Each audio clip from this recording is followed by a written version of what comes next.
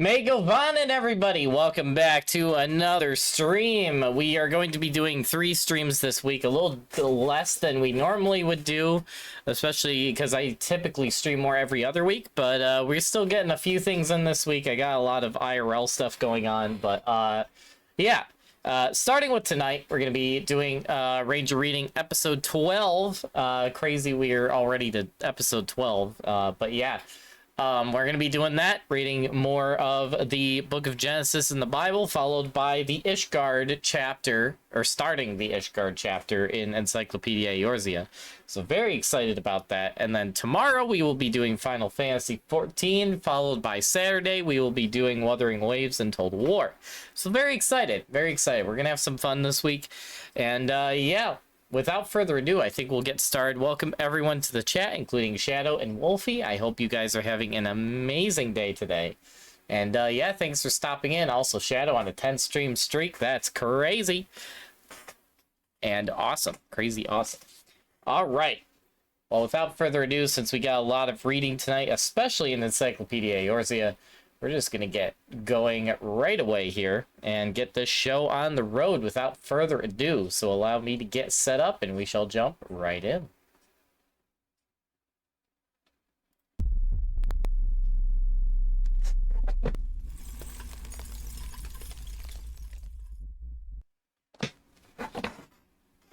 Okay, everybody. It's Gremlin Allurin, your favorite, back at it again. And without further ado, we're going to be jumping into the book reading in 3, 2, 1. There it is. The books. The books are here. It's time to read yet again, as you can see. And yeah, we will be jumping into the Bible first, followed by Encyclopedia Eorzea. So yes, we shall get started. Also, welcome Alpha to the chat. Hope you're doing well. Welcome, welcome. All right, so we have a lot in Encyclopedia Eorzea, so we will get to that. And that will be probably the majority of this, because that Ishgard chapter is going to be very long. But first, we will be reading today chapter 10 in the book of Genesis in the 1599 Geneva Bible. And we'll see how many names I butcher today. Yay. All right. Well, without further ado, let us begin. Genesis chapter 10. Now these are the generations of the sons of Noah, Shem, Ham, and Japheth, unto whom sons are born after the flood. The sons of Japheth were Gomer and Magog, and Madai, and Javan, and Tubal, and Meshech, and Tiras. And the sons of Gomer, Ashkenaz, and Ripatath, and Togarma. Okay, yep, I'm already, yep, this is going to be painful. And also the sons of Jivan, Elishash, and Tarshish, Kittim, and Dodanim. This is gonna kill me. Of these were the isles of the Gentiles divided in their lands, every man after his tongue, and after their families in their nations. Moreover, the sons of Ham were Cush, and Mizraim, and Put, and Canaan. And the sons of Cush, Seba, and Havilah, and Sabata, and Rama, and oh, good gravy.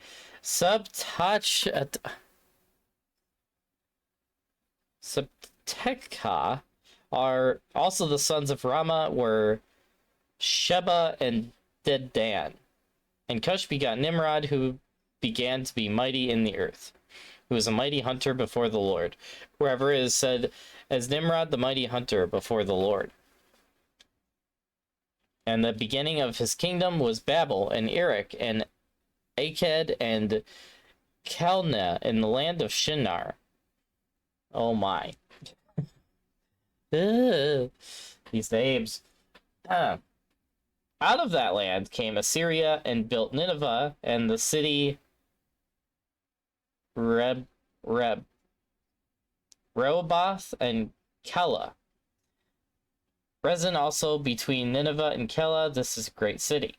And Merizim begat Ludium and Emimim, and Lehabim, and Nefutuhim. Goodness gracious me. Petrusium also, and Casluium, out of whom came the Philistines, and Caphtorims.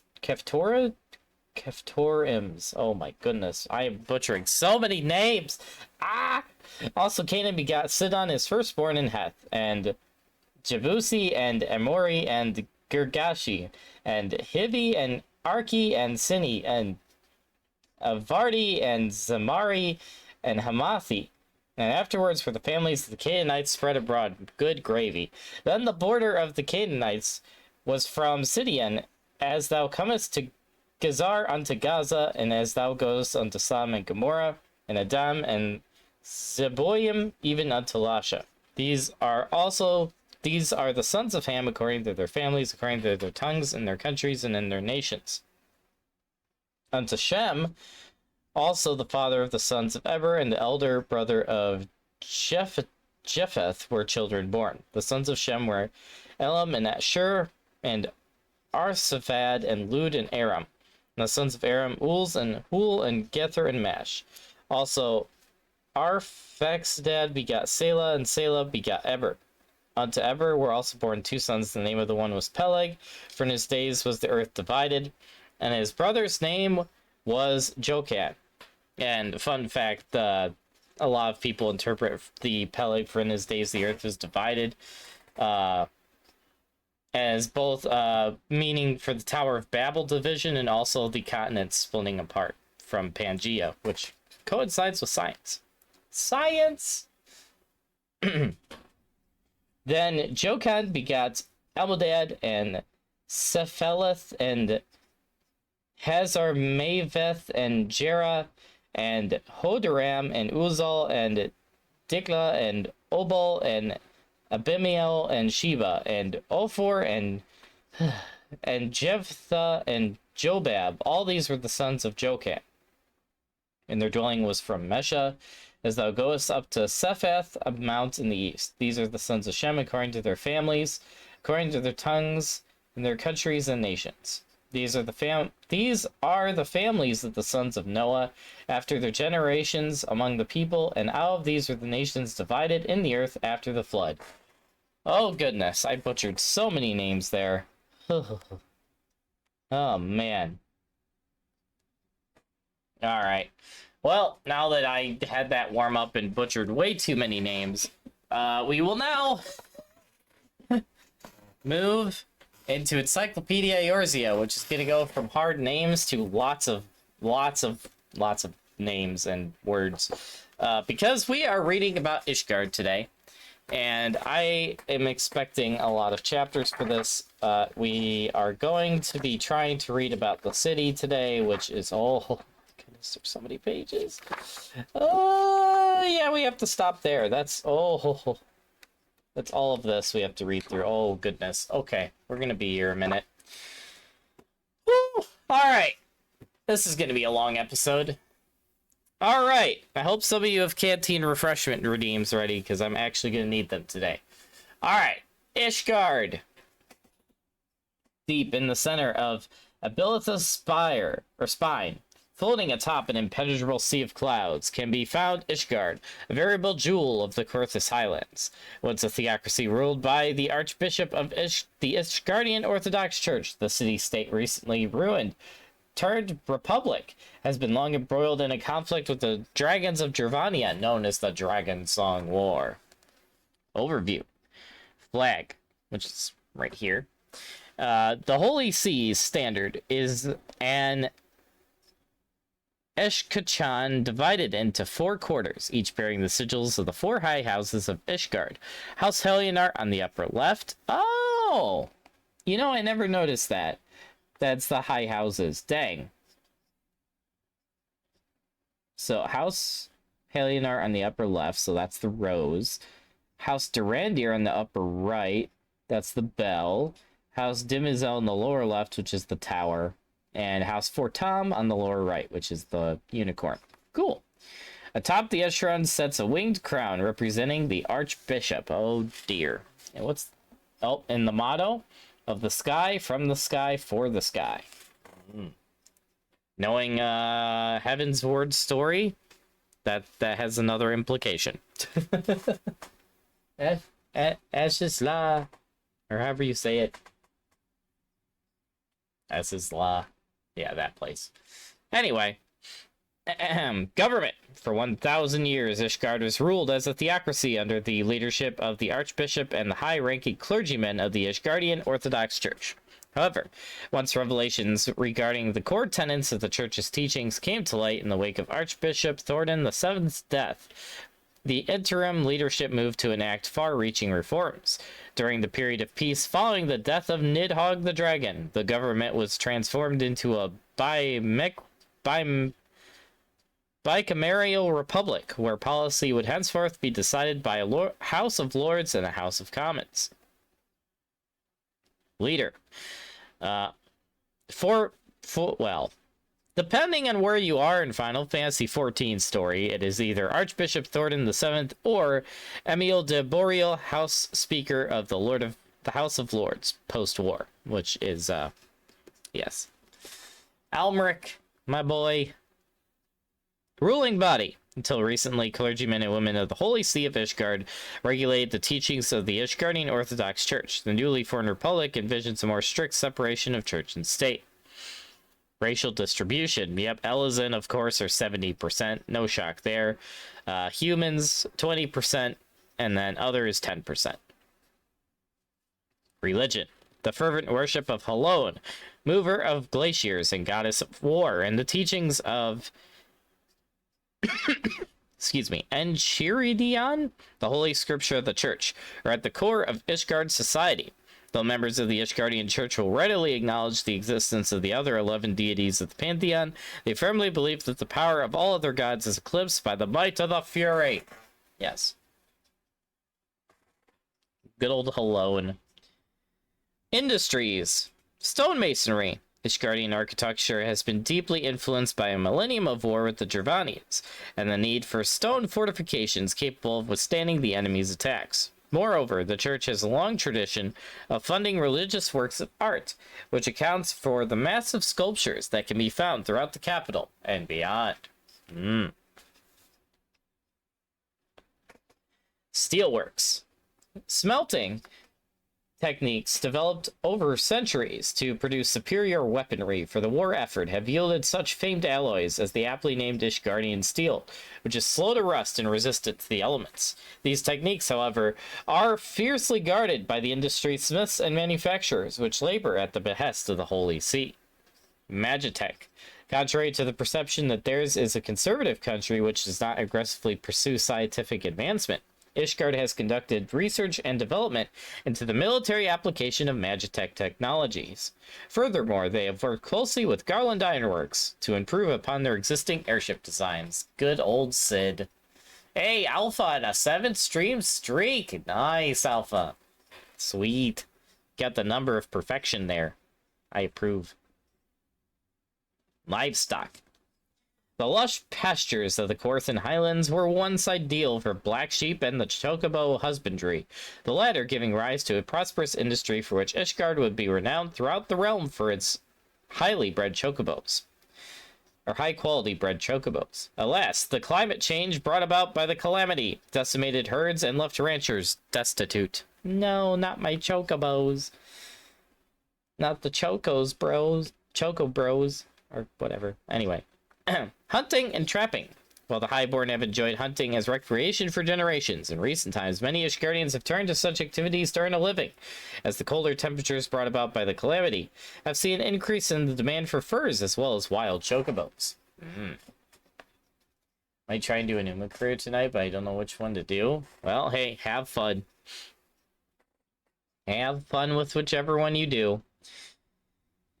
I know I want to try to do Miyano Top Gun run sometime before the weekend, only because the Top Gun movies are coming back to theaters and all my buddies want to go see that this weekend. I was like, all right, you know what? If Tom Cruise while promoting the second Top Gun movie, can meet all the voice actresses for Uma Musume and have this weird crossover of Uma Musume and Top Gun. Hey, I gotta play Miyano Top Gun in honor of that. Which Top Gun movies are great, by the way. And if you've never looked into the funny crossover that happened between Top Gun and Uma Musume, look into it because it was hilarious. And also seeing Top Gun or Tom Cruise surrounded by a bunch of Japanese voice actresses in horse girl outfits was quite funny. Anyway, moving on. Beliefs. Ishgardians value honor and tradition above all else, and the Dragon Song War is undeniably at the forefront of each and every one of their minds. House lineages are carefully documented, and those who can trace theirs back to the founding fathers of Ishgard enjoy elevated statuses. This preoccupation has, over generations, resulted in a stratified society in which the highborn and lowborn have developed markedly different values and customs. Diet. In the years following the calamity and the coming of the snows, the popularity of warm soups and stews among Ishgardians has burgeoned. To the delight of dairy farmers, heck yeah. Many cooks have also begun to incorporate melted cheese into their cuisine, producing grains which have become beloved dishes for nobles and commoners alike. Of course, not all notable foods are recent inventions. Ishgardian sweets and confectionaries associated with religious ceremonies have long been known outside the Holy See. I feel like out of all the nations with the cuisine, Ishgard definitely takes the cake for what nation I'd probably enjoy the food of more. That's actually funny. Maybe I am more an Ishgard person than a Gridania person. Oh no. Crazy. History. Oh, this is going to be fun to read. A nation's founding. According to scripture, the story of Ishgard's founding begins 1,000 years ago when the goddess Holon blessed King Thordan I with a vision of paradise for the Elizit. The king declared he would lead his people to the promised land, which lay at the heart of Al-Bazaz's spine, and so, having packed their few possessions into humble wings, they abandoned the Black Shroud for the highlands of Corythus.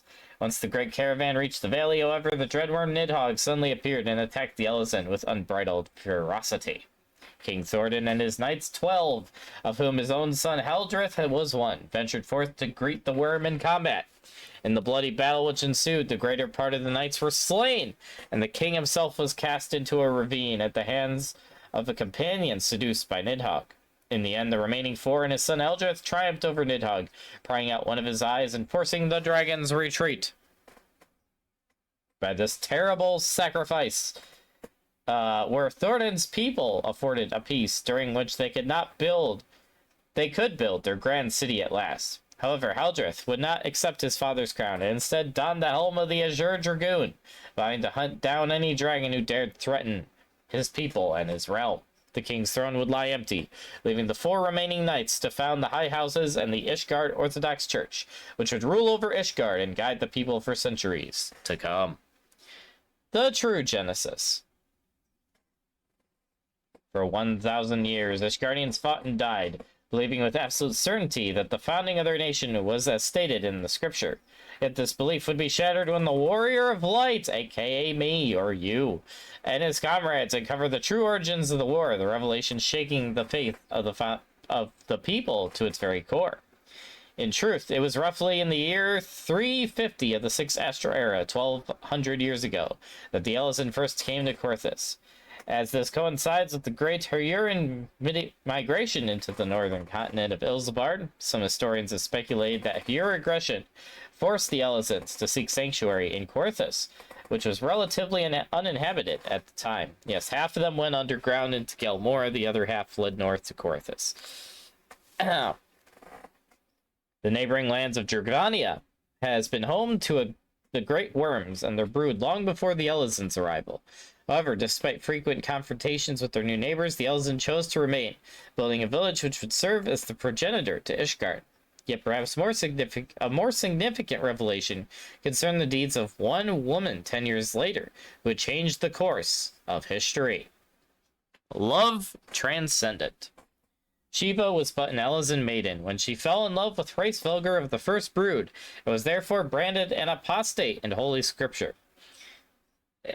Yes, which it's still funny to me, by the way. That's like both very weird and screwed up, but also like very, I guess, kind of cool in a roundabout way, because ends up kind of working to your benefit of the Warrior of Light. But that an Alzin, like an elf, pretty much an elf lady, fell in love with an actual dragon. But yeah. As the tale goes, she was enchanted by the dragon's sagacity and wisdom, the worm by her companion and conviction. Yet Hraesvelgr despaired at the great disparity. Despaired at the great disparity which would deny them happiness everlasting. For to a dragon, which might pass tens of thousands of years without a thought, the life of an Elysian human, which might span a century at best, was but a fleeting moment. Seeing this, Shiva sought to end her lover's sorrow by imploring him to devour her, that the maiden's ether and soul might be entwined with his forever after. In the end, with a heavy heart, Hraesvelgr did as she bade. Yes, he ate her.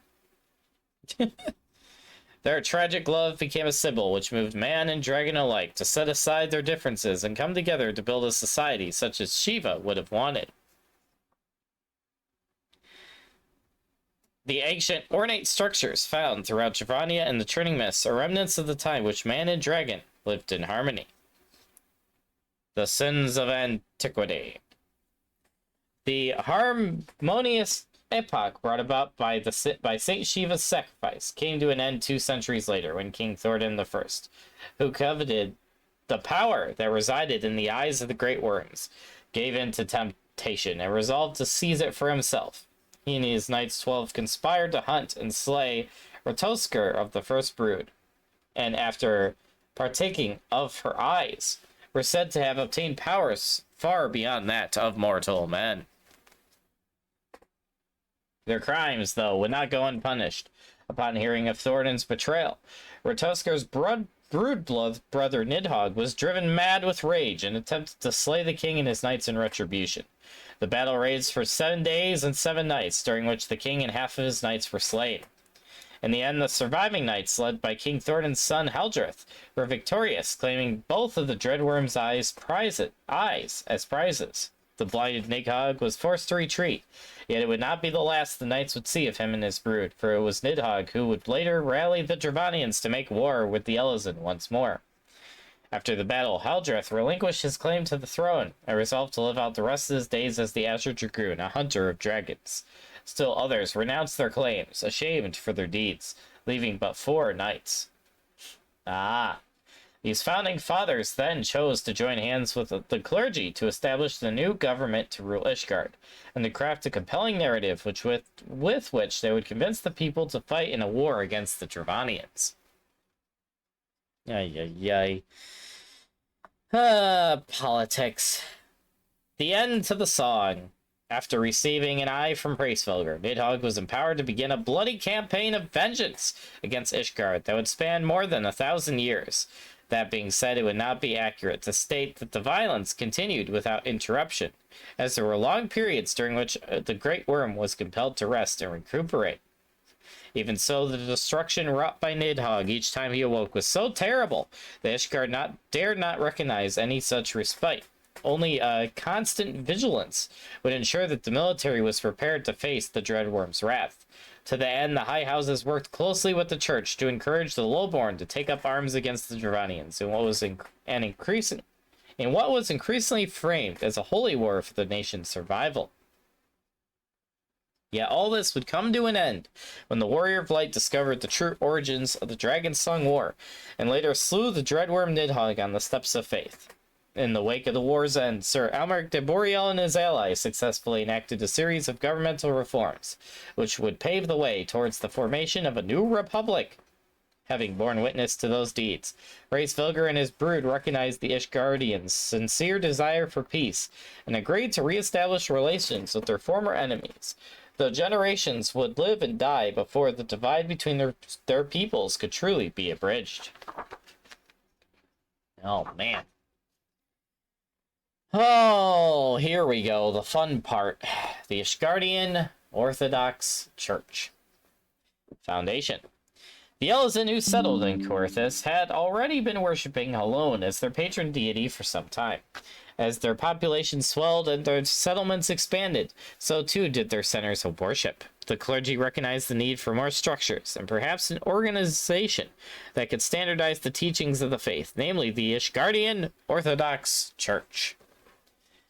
Precepts of the faith.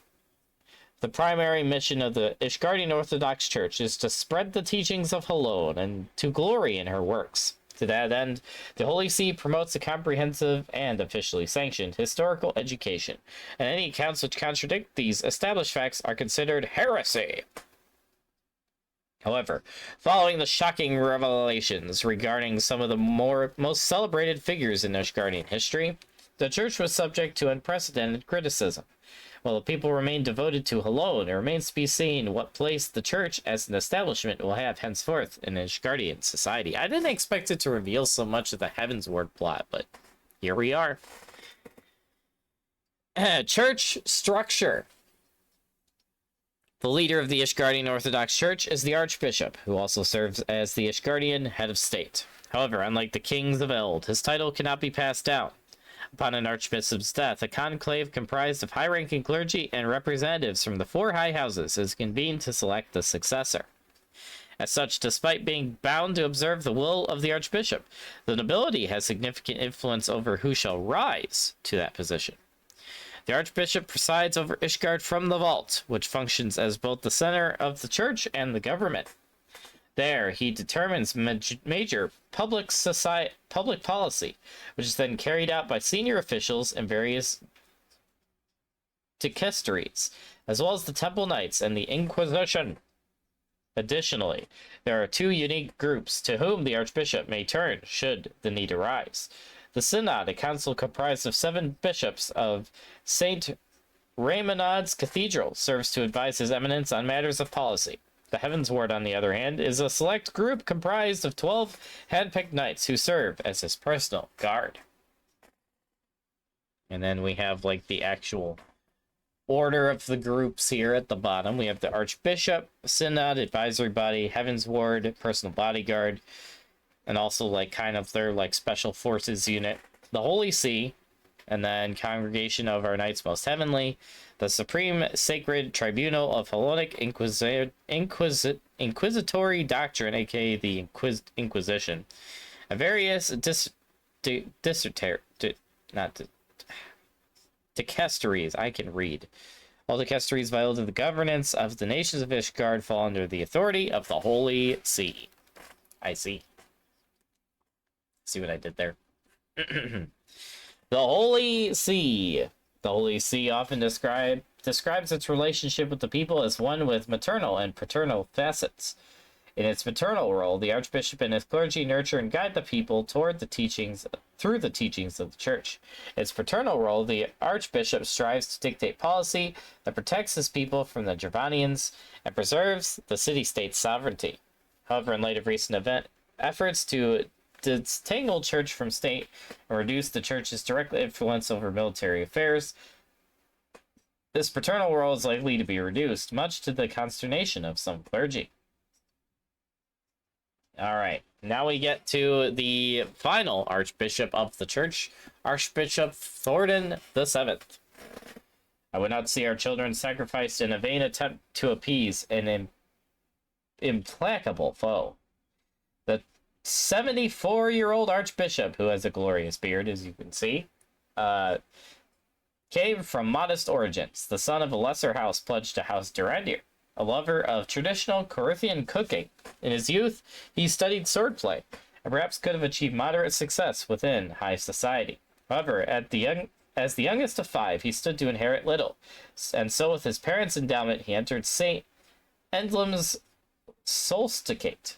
He graduated as one of the Trinity, and successfully entered into the services of the Holy See. And was quick to take part in the power struggles inside the vault. As he grew more successful and influential, he gradually rose within the clergy's hierarchy until he was named a bishop in his 42nd year. However, it was also at this time that he was rumored to have broken his vow of celibacy and fathered a child with a lover. Well aware that such a scandal could be used as a weapon by his political rivals, he made every effort to suppress them until after he was elected archbishop. Yes, which his son is now the current leader of Ishgard. The Fury's Grace. Symbol of the leader of the Ishgardian Orthodox Church and sovereign of the Holy See, this holy crosier has been handed down to each archbishop. Embedded in its center is a rare sapphire of ultra... That's a word in here. Really? Really? Really? Really, Square Enix? You're just... Okay. If there wasn't any more obvious answer that they took inspiration for Warhammer for this, listen to this, folks. For the sword that King Thordan yields. Embedded in its center is a rare sapphire of ultramarine hue, known as the Frozen Tear. Yep. Ultramarine. Yep. Yep. Gosh dang it. The staff was so named for the legend that it was bestowed upon Archbishop Raymond I by a divine messenger of Helot. Ultramarine. I can't believe I read the word ultra. First, we have the Inquisition. We have the... Oh my goodness. It's literally just Warhammer 40k. Anyway, moving on. Speaking of the Inquisition, the Inquisitors. All who pass through the gates of judgment must abide by Ishgardian law, and the Inquisition is responsible for investigating any potential violation. Those suspected of the grave crime of heresy are thoroughly interrogated, and if the accused is confronted to be a Dravanian sympathizer, he must be held to account for his unholy deeds. For a city at war, any who question the Holy See are akin to festering wounds which threaten to corrupt the whole. Therefore, the Inquisitors have been granted extraordinary license to conduct their work, and they are even allowed to detain, albeit temporarily, members of the high houses should they be suspected of blasphemous intent. On the other hand, the protection afforded those under these special powers makes it difficult to evaluate whether the Inquisition's interrogation methods are effective, much less appropriate. As a result, the clergy, as well as the general populace, tend to view their work as a necessary evil at best, or a shameful profession at worst. And the Inquisition themselves understand they have been placed in a delicate position. Yes, the Inquisition. Again, you know, definitely not partially inspired by Warhammer or anything. Although the Inquisition, even though it's in both universes, I'd say this version of the Inquisition is more like fantasy Warhammer, whereas, you know, we have a mention of ultramarine gem, which is totally a reference to 40k, but, you know, whatever. Organizations. The Temple Knights. The Temple Knights are responsible for the defense of national interests, as well as maintaining public order. Falling under the auspices of the Holy See, the congregation is administered by their Lord Commander, Sir Almeric de Boreal, as well as several other commanders who, in addition to their other responsibilities, have direct authority over 5 distinct combat units. The congregation also includes specialized support and non-combat sections comprised of sappers, porters, clerks, and so forth. Of particular note are the Order of the Friars Templar, which ministers to the spiritual needs of the Temple Knights. The Temple Knights, hospitalers, who operate their own infirmary to tend to the knights and civilians both, and the Order of the Knights Dragoon, an elite force of Temple Knights, which specializes in fighting dragonkind. And definitely doesn't have an ultra-elite member of said squad that is named Justinian. No, totally not. Despite its impressive size, the congregation lacks the numbers to maintain a presence throughout the whole of Korthus, and so the Temple Knights often work closely with knights of the high houses and other noble families to preserve the safety and security of Ishgardian interests within and without the capital. Almeric de Boreal, my man, right here at the top. We must right the wrongs of antiquity and move forward as a nation united. Indeed. Sir Almeric de Boreal is the Lord Commander of the Temple Knights, and as rumors suggest, the bastard son of Archbishop Thordan VII. Owing to his father's influence, he was adopted at birth by an aged viscount of House Boreal, whose wife was barren. Though they treated him as their own flesh and blood, rumors of his status as a bastard and his father's true identity eventually found their way to him. And so, after being inducted into the Temple Knights, Sir Emmerich hoped he might one day be granted an audience with the Archbishop to learn the whole truth. The 32-year-old Sir Emmerich's political views, as well as his distaste for petty power struggles, are largely the result of his upbringing, particularly his keen awareness of the limitations placed upon an individual for the circumstances of their birth. Though a man of modest tastes, he allows himself a single indulgence, a few drops of birch syrup mixed with his morning tea. How fancy. And also, he has one of the coolest swords in the game, Negeling. Sir Emmerich's sword, Negeling, is a Boreal family heirloom once used to slay dragons. Sir Emmerich's foster father prayed it would grant him strength in the struggles to come, both on and off the battlefield. Yes, the Dragon Slayer sword, which is, almost as cool as, this sword. That is the Ultramarine sword, but, whatever. Yeah, they're both cool. Speaking of cool characters, Lucia Gojunius, still one of my favorite Garlean characters. Those who dwell in the past risk losing sight of the future. Curiously enough, the second in command of the Temple Knights originally came to Ishgard as a clandestine agent of Garlemald, with orders to seize any elegant artifacts that the Holy See might have hidden within their reliquaries. It's even crazier knowing what happens at the end of Heaven's Word with Asislaw, but yeah, anyway. While she successfully infiltrated the vault disguised as a female acolyte, she failed to conceal her identity when questioned by a young Temple Knight, Sir Elmeric.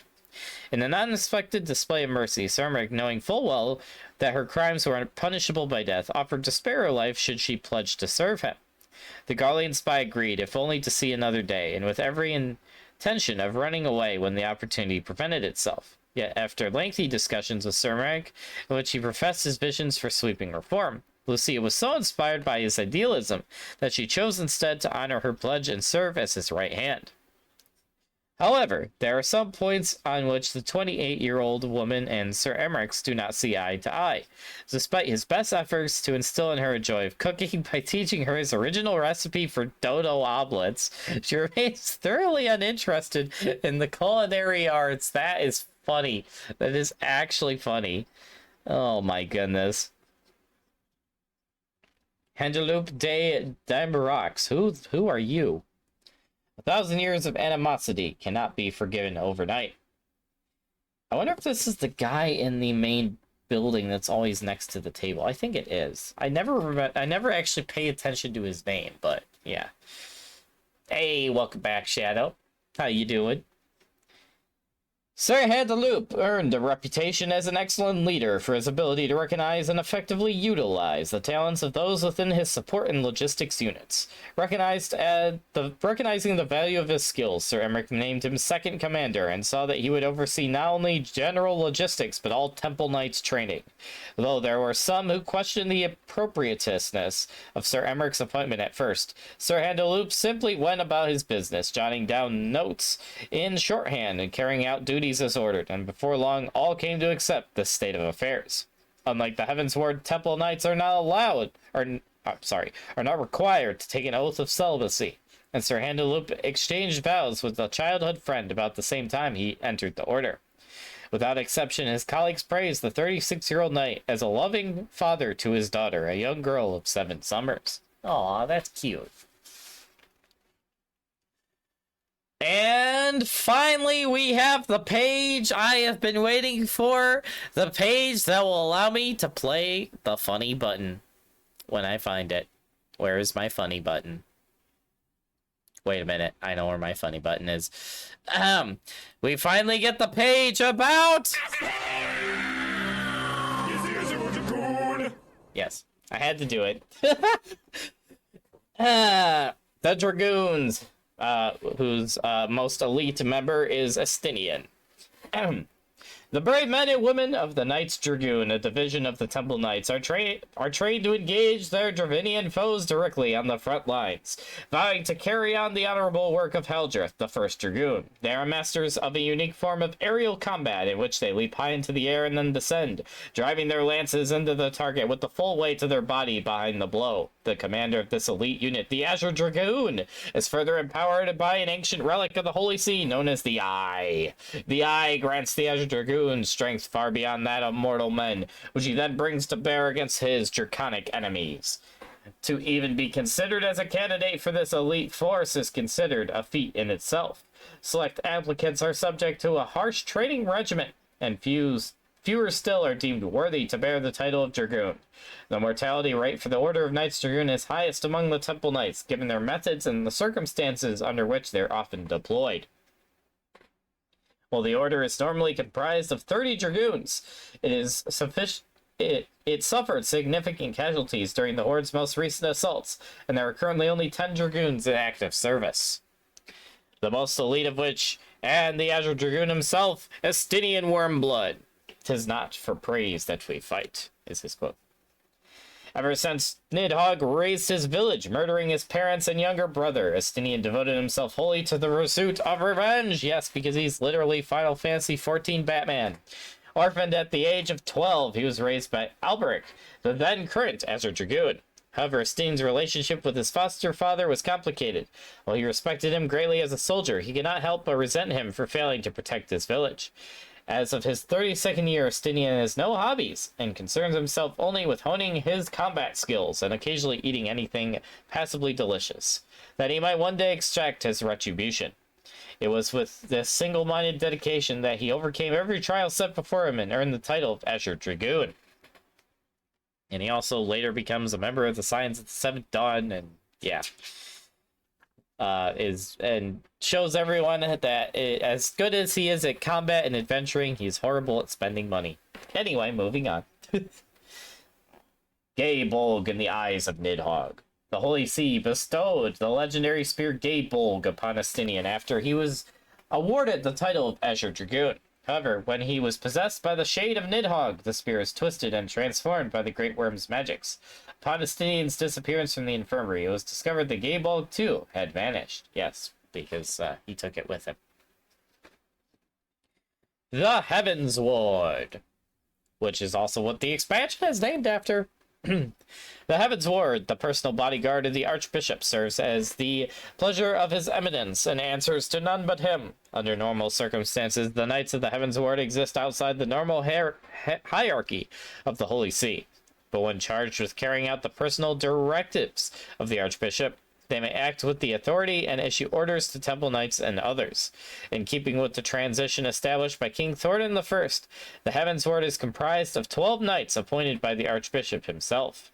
However, after appointing Sir Zephyrim to lead the current Heavens Ward, Thordan VII instructed him to select the remaining members for their skill at arms only, without regard for their character or familiar connections, which the young Archimandrite then did with the assistance of Sir Velgeline. What?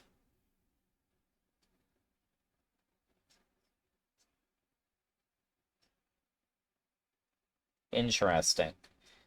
As a rule, married men are forbidden from joining the Heavens Ward, and like members of the clergy of the Holy See, the knights must swear an oath of celibacy. Ultimately, they must dedicate their lives wholly to the service of the Archbishop, the sole interpreter of the will of Halone. Wow. Oh, it actually lists all of them. Color me surprised. Wow. Okay. That's actually cool. Let's read about all these bastards. Sir Zephyrim de Halhornden. History will vindicate us. And screw that guy in particular, because I know which guy that is. Sir Zephyrim was, at 20 and 9, the very reverend Archimandrite of the Heavens Ward and a former commander of the Temple Knights. Desiring to follow in his father's footsteps, he entered the Temple Knights' grand tourney at the age of 15, and his subsequent victory was met with thunderous applause. To compensate for his diminutive stature, he chose to wield a massive greatsword, the traditional weapon of Dark Knights. Still my favorite tank class. Though there was a certain stigma associated with these weapons, Sir Zephyr the Just was not one to be swayed by such concerns. At one point, he was the favored candidate for the position of Lord Commander, but in an unexpected turn of events, the title was bequeathed to Sir Emmerich instead, deeming a man of integrity and skill a worthy addition to the Heavensward. Sir Figuin extended an invitation to Sir Zephyr, who accepted. And speaking of which, Sir Vigilane de Bourbagan. All men must serve each in his own way. Sir Vigilane, second in command to Sir Zephyr, was at 38 the oldest and longest-serving member of the Heavensward, known as the Unbreakable Stone Spear for his solemn disposition. He was second to Sir Zephyr's predecessor as well, and so was expected to become the next Archimandrite. However, believing himself to be better suited to his current position, he declined the Archbishop's offer and recommended Sir Zephyr assume the role in his stead. Content to remain in the shadows, he refrained from providing assistance unless asked. Dang. Sir Chibert de Lesgunac? Oh. Sickness must be purged guy. Yes. Or as a certain soundbite I have in Discord says, where is it? Where is it? Where is it? There it is. Filthy rats! Yes, that guy. Sickness is wont to fester and spread. It must be burned out ere the infection takes hold. Filthy rats. Orphaned when his parents perished in a fire, Sir Cherbold spent his childhood and adolescence in a priest's orphanage in the Broom. There, he willed away the hours, learning how to read and write, immersing himself in the Holy Scripture and governance under the Articles of Hellenic Piety. He was particularly interested in the arcane elements of Scripture, having discovered as a child his own latent talents for conjuring flames. Interesting. When he came of age, his former teacher provided him with an official recommendation to enter the Supreme Sacred Tribunal of Hellenic Inquisitory Doctrine. Coincidentally, at roughly the same time, his childhood orphanage was gutted by a fire of unknown origin. Oh. Did he burn down his own orphanage? Oh, dang. The inherent grace in which the 33-year-old knight wielded magic, a skill likely perfected during his extended sessions with his prisoners, was unparalleled, and it was for this talent alone that he was inducted into the Archbishop's personal guard. Oh gosh, he sounds like a secret serial killer. What the heck? Sir Grenot de Demiselle, who is a jerk. Clever men die just as quick as the rest. A member of House Demiselle and nephew of the Count, Sir Grynax the Bull was a peerless warrior. Yet while his combat abilities were exceptional, his disagreeable personality led to more than a few altercations with others. By his 29th name day, the Bull had earned a notorious reputation for his brawls at the local taverns and his willingness to strike knights who questioned his judgment on campaigns. Curiously enough, it was through a drunken quarrel that he became close friends with Sir Porcelain. Interesting. Unfortunately for some, Sir Grynax's peerless strength meant that his reckless behavior sometimes resulted in the occasional fatality, which the Count de Demiselle would be quick to conceal with coin. Dang. And speaking of his good friend Sir Porcelain, right here, Sir Porcelain de Fenolier, will honor save one from the knife in the dark? Virtue from the poisoned wine? I think not.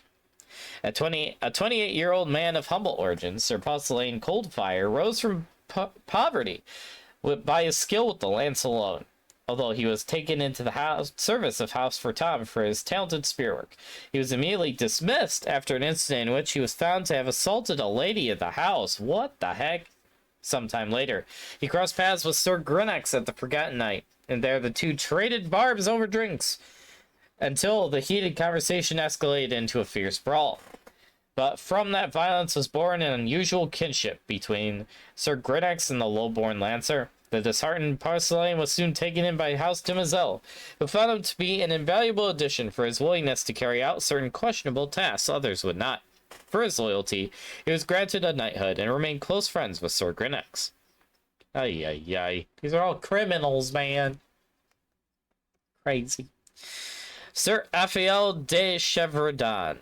There is no satisfaction in anything less than complete and total victory.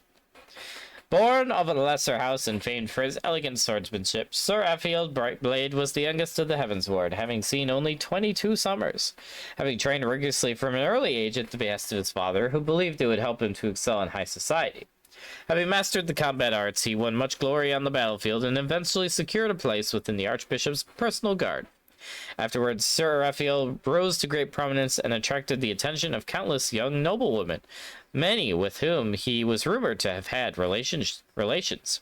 Indeed, the knowledge that he had sworn an oath to never marry or father children seemed only to inflame their passions further, and the young knight found himself challenged to duels by disgruntled husbands, brothers, and fathers with alarming frequency. Ay, ay, ay. Is that the guy? I feel like he was in a quest. I don't know if it was the Dark Knight quest or if it was the Astro quest, but it was a quest. I know that was in a quest line. Sir Humric de Polygon. Only the Fury can absolve us of our sins. Take solace in the scriptures, for it shall not lead you astray. Having graduated from Saint Edium's Scalatrus as one of the Trinity, Sir Humric's future among the Vault's elite was all but secure. After joining the clergy, he campaigned for the abolishment of trial by combat and other judicial reforms.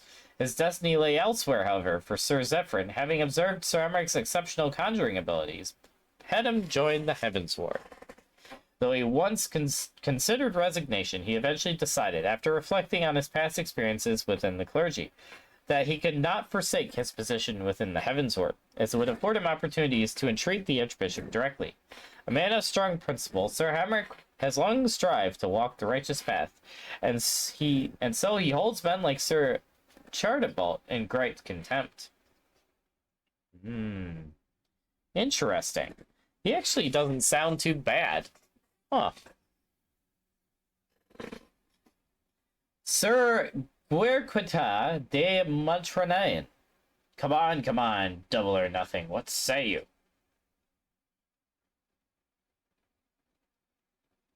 You know, I'm wondering... Yeah, I'm gonna look something up, chat.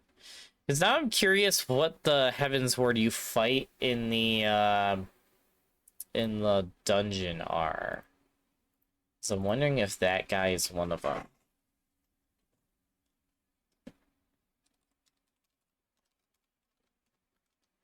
I'm looking this up. My curiosity bone is tingling.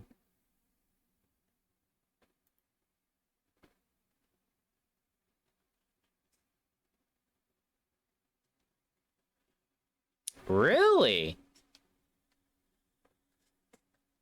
So the first boss is this guy. Oh.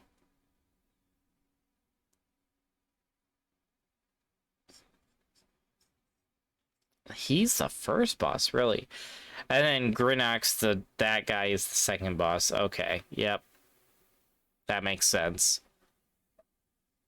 Yep, and the one I thought was the... So these are the three bosses of the dungeon, right here on the left. Interesting.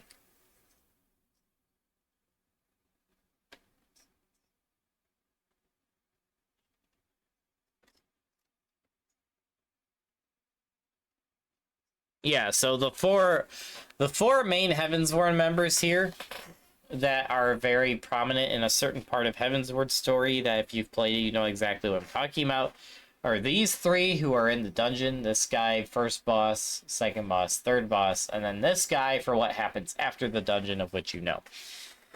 Very screwed up moment. Yeah, so interesting. Very interesting. Good to know. Moving on.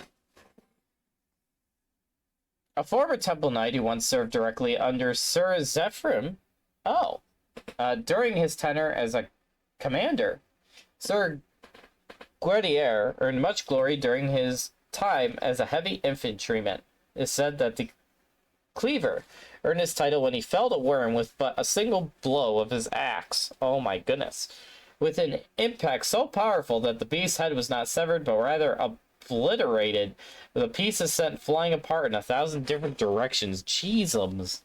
A young man of 27 summers, ever eager to test his strength, Sir Guerreque challenged anyone and everyone to arm wrestling whenever he was deep in his cups. His behavior is not always enjoyed by his peers, though.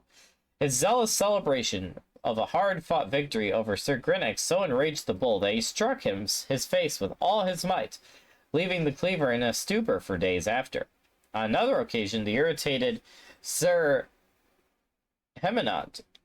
the next one. Channeled sparks of lightning through his fingers as soon as their hands met, allowing him to slam the cleaver's paralyzed arm into the table with ease. Oh my goodness. Jeez. Cheating over here. Hey, Sword, how's it going? Welcome to the stream. We've been doing a bunch of reading today. We started off reading Genesis chapter 10 in the 1599 Geneva Bible. And now we're reading about the nation of Ishgard from Final Fantasy XIV in Encyclopedia Eorzea. So yeah, a lot of reading today. And a lot of me butchering fancy names. So, it's been fun. How you doing, Sword? What are you up to? Sir Hemenost de la Tramalnil, or however you say that. Cast off the trappings and temptations of this world. Only by our grace can we know true fulfillment. That's his quote. Sir Hemenost was a veteran of 36 years who joined the Heavensward during the tenure of the previous Archimanderite. The son of a merchant, he was a man of deep and abiding faith, whose pious mother read to him passages from the Enchiridion every night as when he was a child. An education which would later influence him to reject the family trade and become a friar of the church. You just lost 3 battles, valiant defeats? Oh no, did you try to manual battle them? Dang, that's sad, Sword. Oof.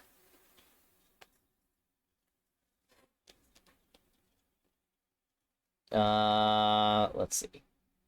He spent his younger years in peaceful prayer and service until he was encouraged to undergo military training in order to better protect the monastery in the event of a Durranian attack.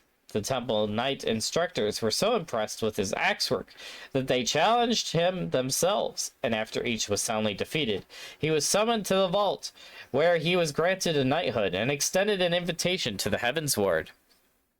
Sir Hemenost was also a formidable mage capable of unleashing devastating attacks by imbuing his battle axe with lightning, a feat which earned him the title of the Levin Light.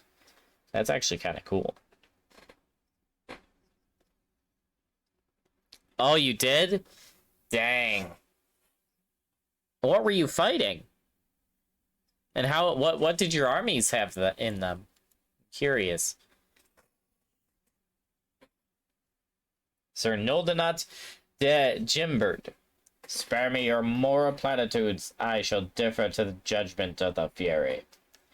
Sir Noldenot, the 3rd son of a baron from the Coerthus Central Lobex, was sent to study at St. Endium's Solisticate, so that his family would have one less mouth to feed. His father and brother hoped that he would one day gain a position as a senior clergyman, thereby securing them political leverage. However, Sir Noldent had little interest in the power struggles within the Holy See and instead devoted himself to etheric research. His great familiarity with the subject earned him the attention of the Heavensward, who extended to him an invitation, although he was only 1 year older than Sir Aphrodite at the age of 23. Oh, the Shadow Legion? Yeah, that makes sense. The Shadow Legion are pretty tough. Spear and Archer, Lord Sorcerer, yeah, no, Shadow Legion's pretty tough. You gotta make sure your army's kind of stacked when you go against them. Yeah, that's probably what screwed you there. I would have, were you actively fighting anything before you engaged them? Because what I would have done is try to have my army retreat and try to get, as many high-up elite units as possible into the army. I mean, you could... They attacked you? Okay. You probably just need a mix of better units, and also, when you did the manual battles, did you attack them or aggressively? Because I feel like for Shadow Legion, it'd be better to kind of just hole up in a corner and defend. I feel like that might have worked better.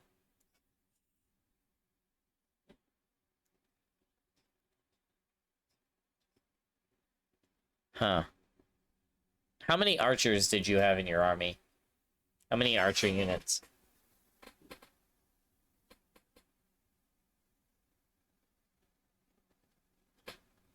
Had to is they would just catapult from a distance. Hmm.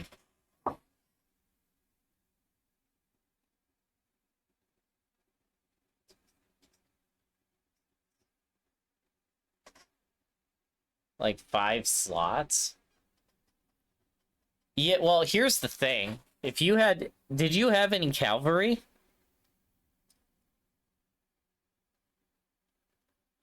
Because you could easily win that if you had cav. And you played your cards right. Because cavalry is a natural counter for siege.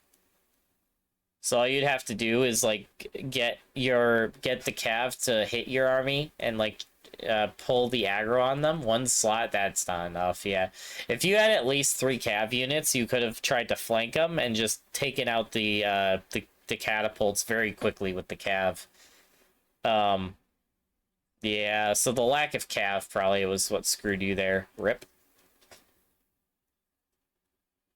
Yeah, because the archer units could counter most of the other units in the Shadow Legion, but the catapults you'd have to get with cavalry. Yeah, that's a rip. Oof. Oof.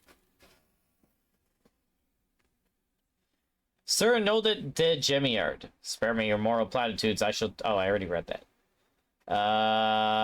Sir Noldenart, the third son of a baron from Corthus, Central Lowlands, was sent to study at St. Edmund's Solicitate so that his family would have one less mouth to feed. Ouch.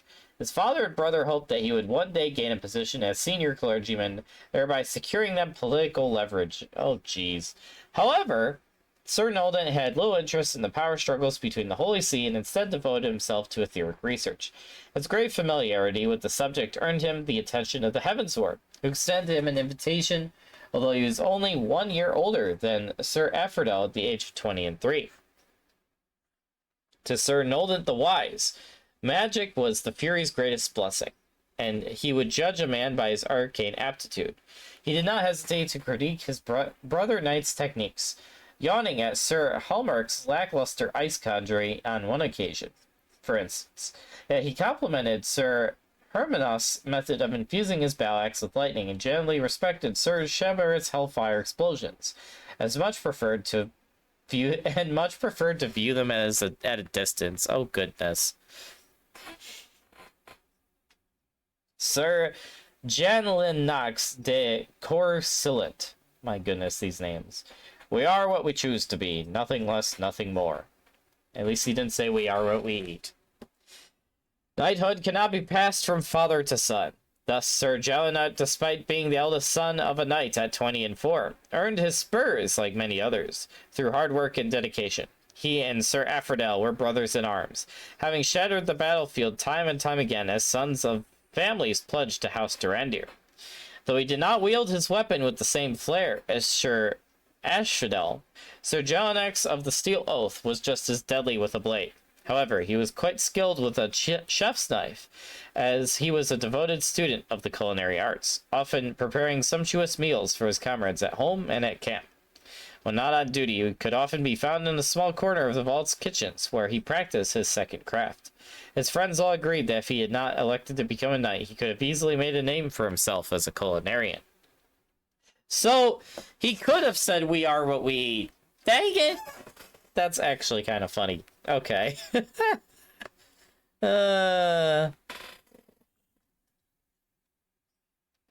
Sir Ignace de Vesnate. Every man has their purpose, their calling, their destiny. Who are we to deny it? That is a very bad screenshot of him. Could hardly tell what I'm looking at. A former dragoon. Oh, a former dragoon. With a distinguished career, Ignacy de Vesnit slew countless of the Gerardian horde with his peerless technique, for which he earned the title Sir Ignis of the Dragon's Tail. A man of 30 summers, his battlefield experience and unwavering loyalty to the Holy See earned him a place among the Archbishop's personal guard. Having long admired Sir Velganane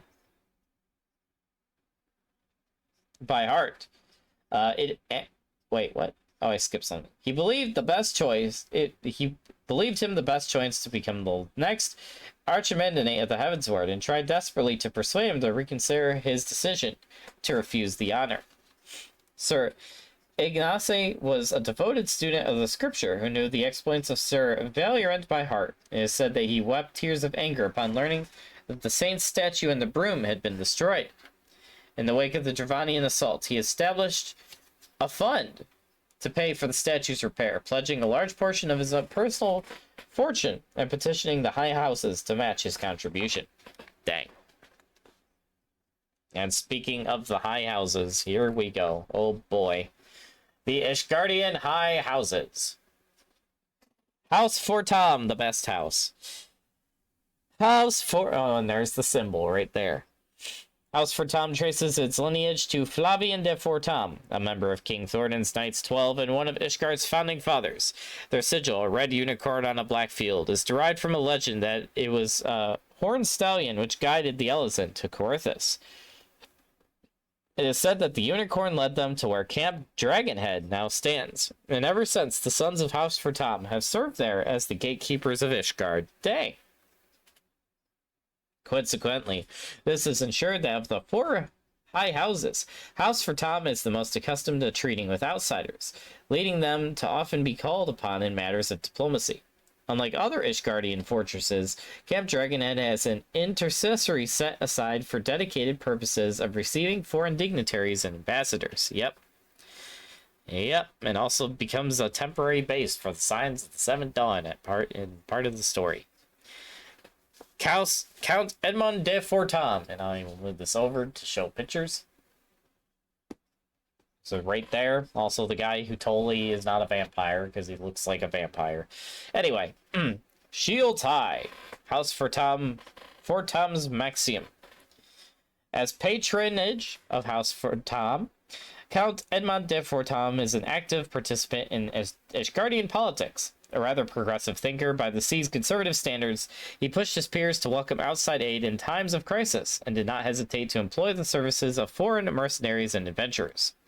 Admittedly, it was the Count's bastard son Hosherfont who persuaded him to accept the Warrior of Light and his comrades as wards of House Fortam.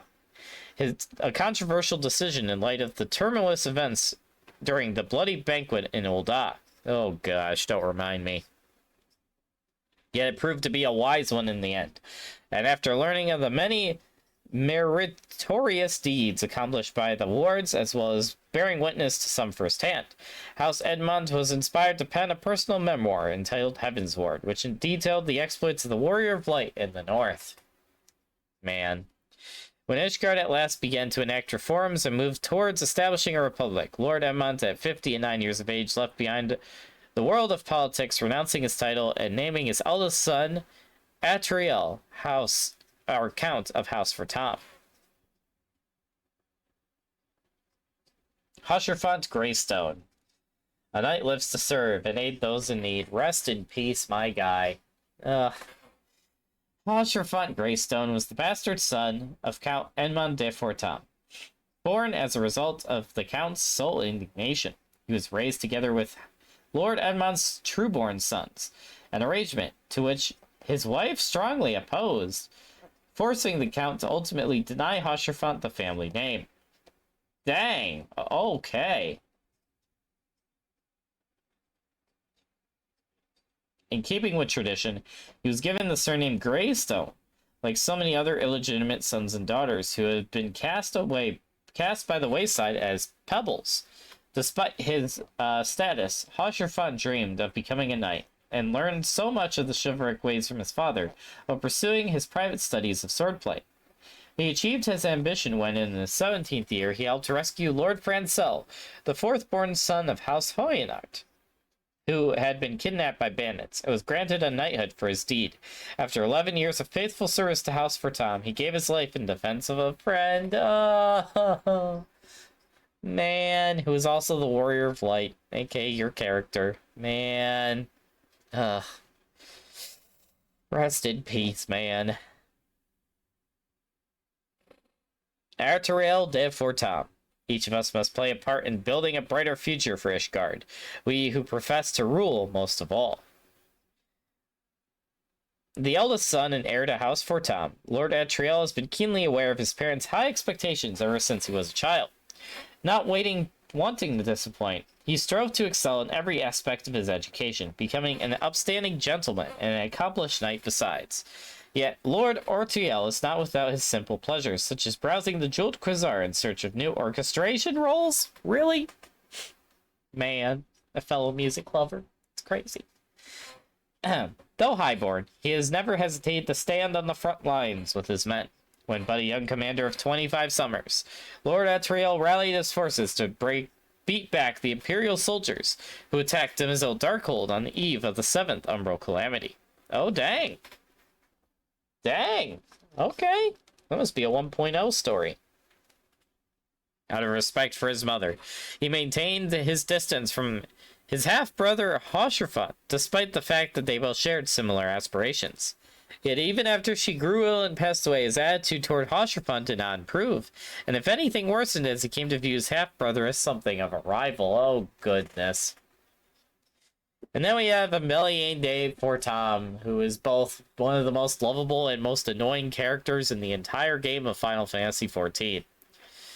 Hey, ay, ay.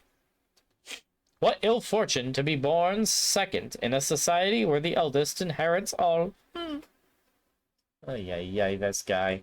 I gotta see if the girl he flirts with all the time is somewhere in here. I gotta see.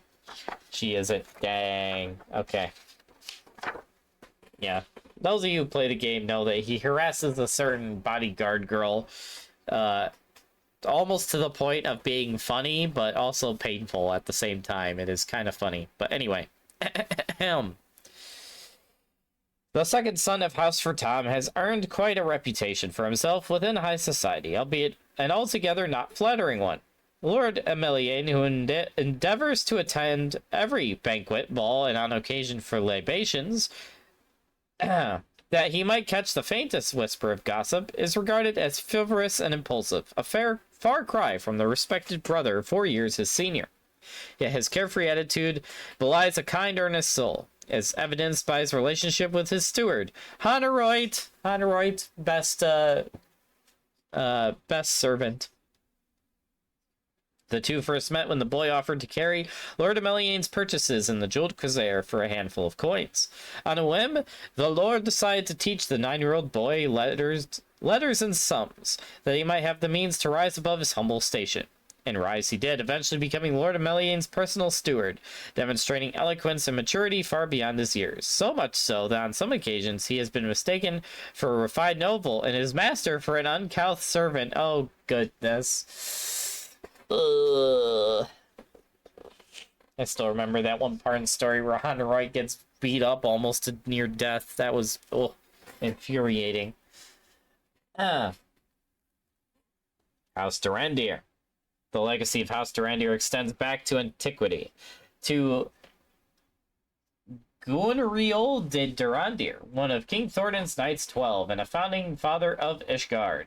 Represented by a golden bell on a red field, the house is known for their preeminent astrologians, who for generations have studied the heavens to predict the movement of the Dravanians, sounding the alarm should an assault be imminent. To that end, they have funded the construction and maintenance of the Athenaeum Astrologum, and the first these names, man. Decastrial observation of ethereal and astrological phenomenon. Good gravy. Many of Ishgard's most formidable knights are sworn to the Golden Bell, and House Durandir is widely considered to be the strongest and most influential of the 4 high houses. However, the house is not without its troubles. The Count's firstborn son disappeared 20 summers ago, and since then the line of succession has remained unclear. Whether the Count will remarry and attempt to produce another heir, or turn to rather less than ideal candidate, is an oft-discussed topic among the nobility. And speaking of which, there's Count Charlemagne de Durandir. Northward is the House Durandir maximum. Born the same year as his House Fortam counterpart, Count Charlemagne has for decades been engaged in a political rivalry with House Edmont.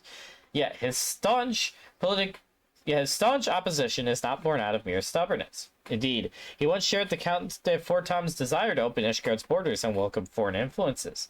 Lord Charlemagne's position on such matters changed after his firstborn son took to sea on a voyage to broaden his horizons, only to be set upon by pirates and never seen again, which, if you know, you know. Actually, he's mentioned earlier in the book, isn't he? Where's Lenoske? There it is.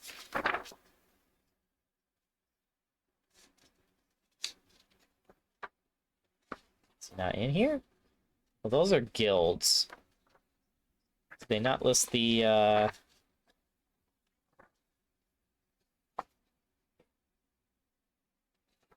They don't list them in here? Really? Oh, no, there we go. Yep, there he is. There's his son, right there.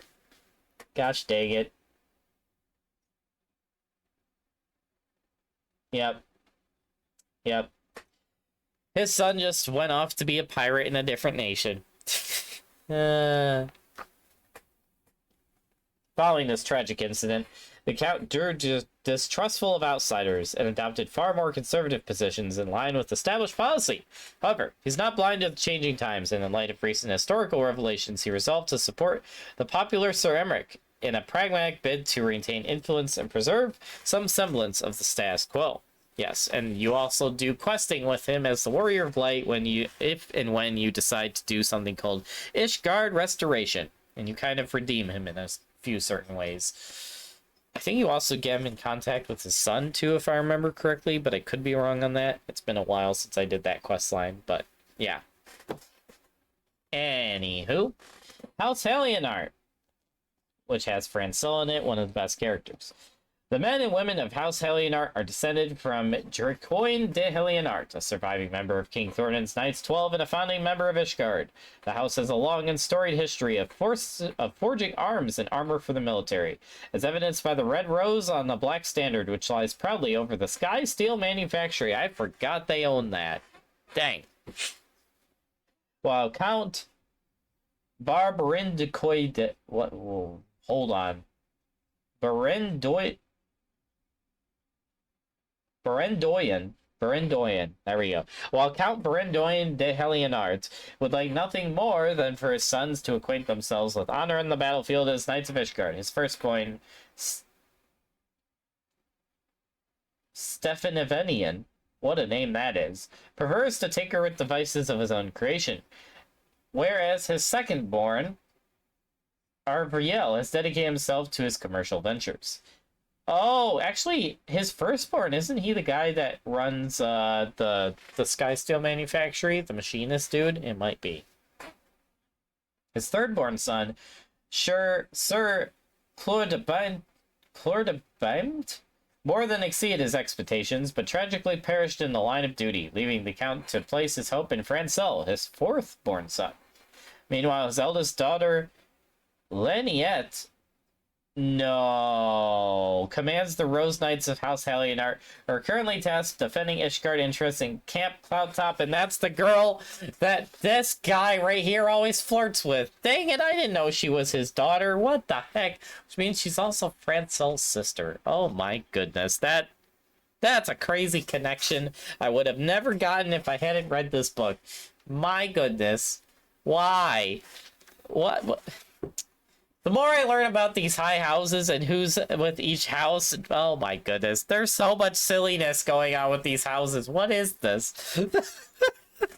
Oh, hello, Duck. Yes, I'm learning about Ishgardian high houses and how silly everything is between all these high houses. It is ridiculous. Ay, ay, ay.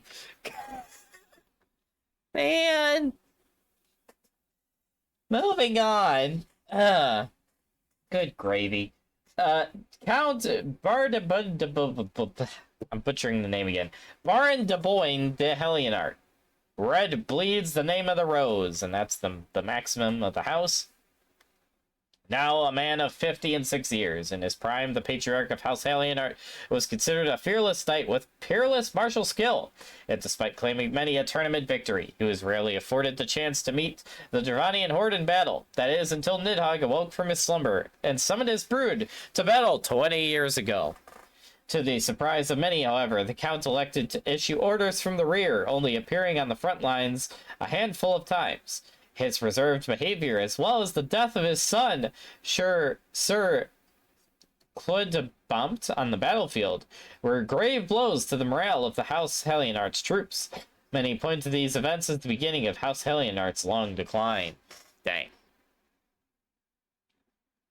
You've been keeping mental track for years. It's very silly. Yeah, it's also very silly learning what people belong to what houses, and it just somehow the more you learn, the funnier all of that Heavensward story gets. It's funny. Also, reading the lore on these guys, number one, it's cool that they have the lore on all the Heavensward members. And number two, it's kind of like, man, I wish we got more interactions with the different members, because we really only have interactions in MSQ with the first page. The guys in the second page are just kind of there in the game, but like their lore is super cool, and I wish we'd gotten to know them. Especially this guy, because he's the only member of the Heavensward that actually seemed like he had a good heart and actually might have been redeemable. But, you know, whatever. We never had that, sadly. Also, I forgot that not the first page. This page right here, learning the lore about the Ishgardian Orthodox Church. There are so many references and Easter eggs for freaking Warhammer. Like you have the whole Inquisition backstory, which is just straight out of the Empire from Warhammer Fantasy. But then you have the actual Archbishop and his swords lore, which literally mentions being of ultramarine ore. And I'm just like, okay. Yep, it's all a reference to Warhammer 40k. Gosh dang it. Freaking Warhammer, man. Anyway, moving on. House Demisel. House Demisel preserves the lineage of Sylventriel de Demisel, the unrivaled spearman of King Thornton's Knights 12 and a founding father of Ishgard. Once known solely for their strength of arms, the house has since developed a reputation for pursuing artisans and architects, owing to a marriage between a lord of House Demisel and a daughter of House Furashort 3 centuries ago. The members of the lower house were possessed of a great knowledge of architecture, which they were happy to share, and after several generations, it was considered common sense to seek the assistance of House Demisel for any construction project. In modern times, the house has spent a fortune funding public works, including fortifications throughout Corythus and the capital's own Great Walls. This display of affluence and power has done much to increase their influence, though some nobles are unsettled by the proliferation of the standards bearing the rook and halberds. Yeah, knowing more about the folk of Ishgard really recontextualizes the whole of Heavensward? Yeah, no kidding. Count Terrasun de Semil. By the 100th blow is their maximum. House Teresadon de Demisel, former count of his house, has enjoyed a relatively quiet life since relinquishing his title and the associated duties. What the heck? His retirement doubtless came as a relief to his opponents and to his son, who is rumored to have pressured him to step down, for he was known as an exceedingly clever and influential politician. Lord Terrasun's true love, however, is architecture, which he studied in Demisel workshops from an early age, and for many years has served as one of Ishgard's leading architects, overseeing many... Oh, I know who this guy is! I was wondering why that was ringing a bell. I know exactly who this guy... Okay, I'm going to finish reading this first. Has served as one of Ishgard's leading architects, overseeing many notable projects, including the construction of the Demisel Darkhold. The work in that particular site has been postponed indefinitely due to the discovery of Void Sun lurking within its depths. Yeah, exactly. Also, that guy, I'm pretty sure, is the old man that you eventually make a pact with the Scions to help with architecture and also get certain paintings done, and you can buy paintings of all the Scions from him. Cool. I did not know he was that guy. That's a cool connection. I looked at the image. I was like, wait a minute. I know that guy. Okay.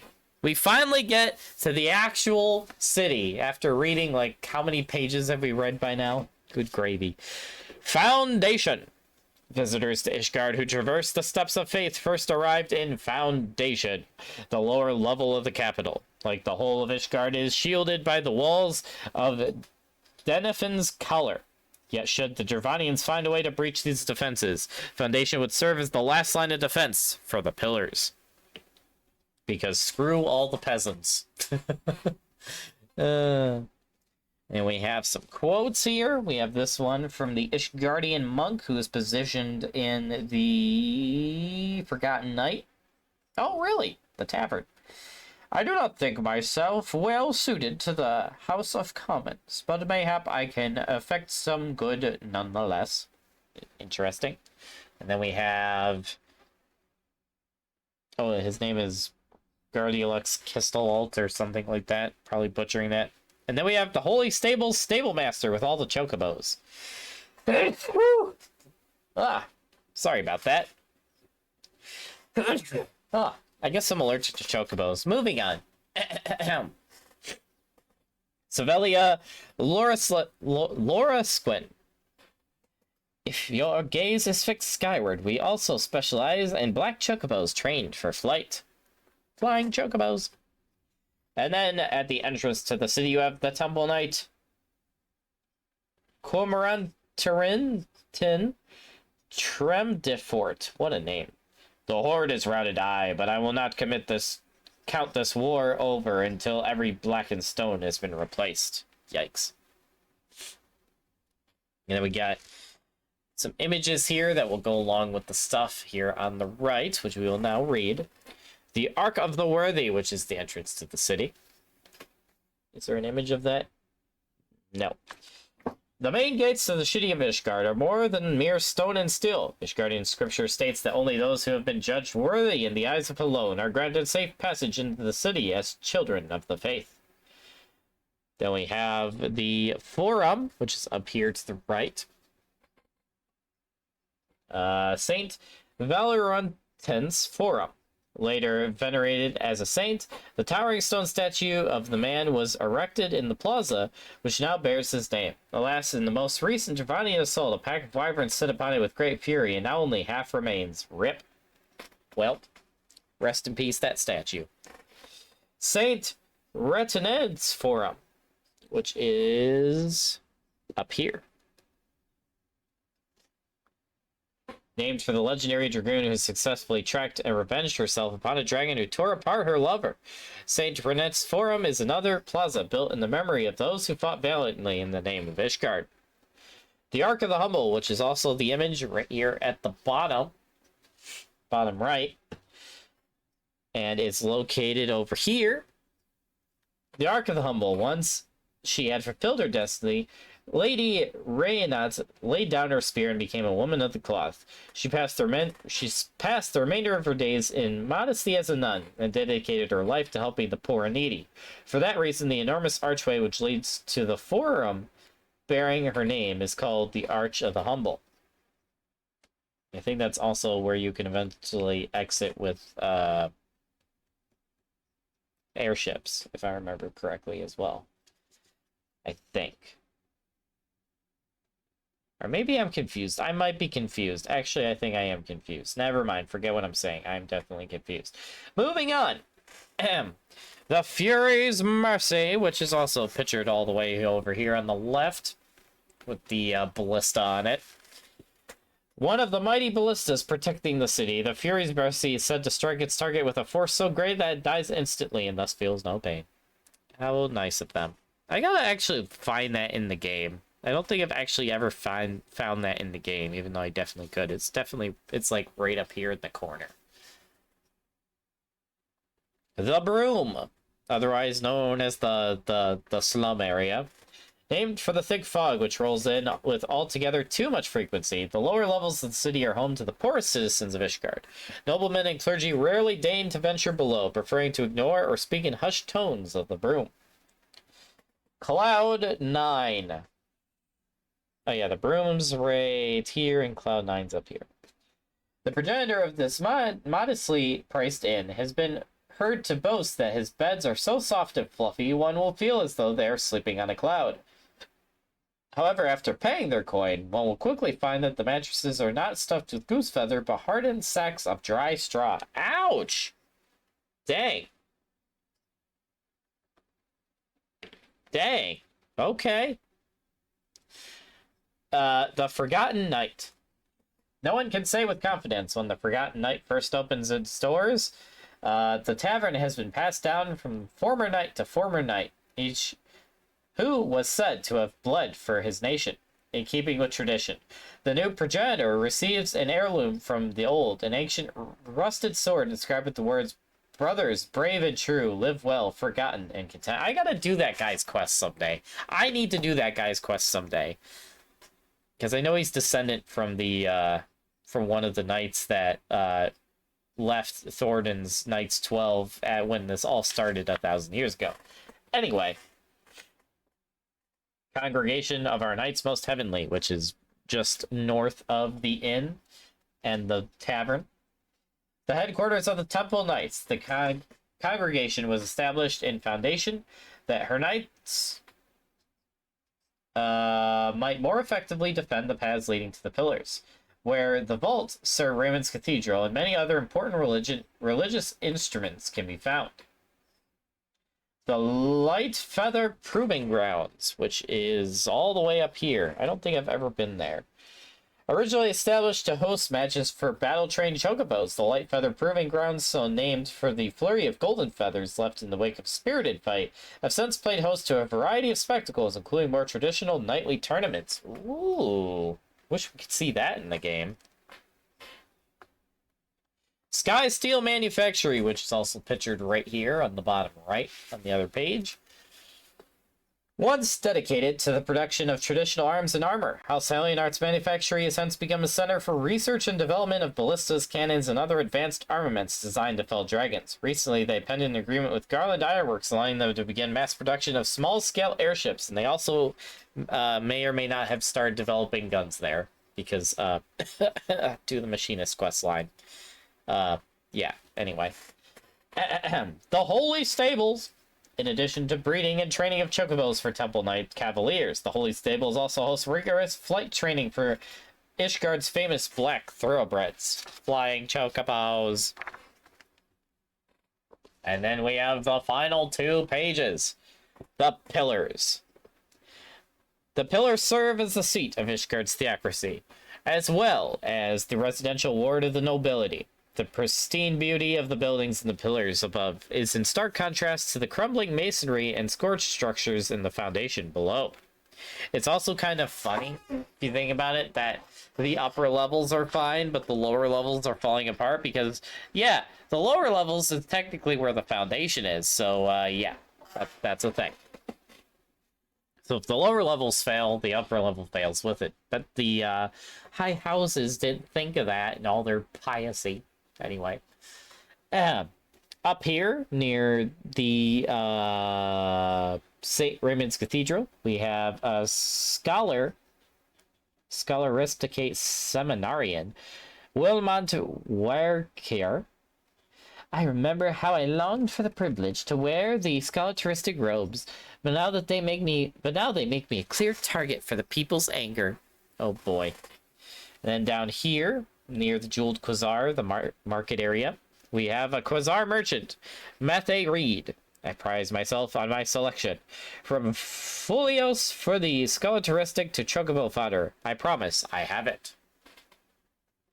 And then over here, near the Arch of the Venerable, we have an Ishgardian noble, Sigoleton de Glanticourt. It was an honor to speak with the valiant here who slew the dreaded Nidhogg right before our very gates. Ooh.